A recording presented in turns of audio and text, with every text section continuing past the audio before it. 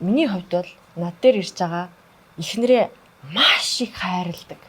Эрэгтэй хүмүүс ээжигээ хайрладаг биш дандаа өрөвчдөг байдаг.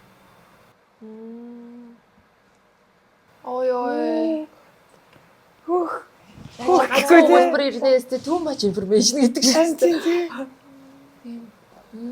Шууд амар хүүгээ ботчлоо би бүргийн сонголт хийх юм. Тэгээ өчигдөр нэг ярилцсан клиент маань эхнэрээ хүүхдүүд аваад гадаа гардаг. Эхнэрээ өөрийнх нь олсон мөнгийг өөрөө л үргэж хэлдэг. Тэ ингээ бүх юм өөрөө хийдэг. Амар хайрладаг. Тэгээ шууд асууж байгаа юм л да. Яагаад эмэгтэй хүнийг ингэтлийг зовчихгүй гэдгээс та айдаг юм бэ? Тэгэхээр би эмэгтэй хүнийг аавынхаа өгч чадаагүй юм. Тэгээ ээжд маань өгч чадаагүй юм. Би их нэртэй өгч байгаа. Тэгэхээр тийм юм сурчдаг байх нь шүү дээ. Ээж аавах амьдралаас харж агаад. Яг нөгөө шууд жишээлэгдээд бодогдоод байна тий. Тийм яг өөр өөрсдийнхээ юм дээр. Тэр ч маань соёлоо өөрөө хүүтэй болохоор яг ингээд хүүгийнхаа ирээдүйн сонголт нь яаж хандах бол тэгээд намайг тэр үед тэгж бодох болов ч юм уу тий. Тийм, яг тэгж бодож Харин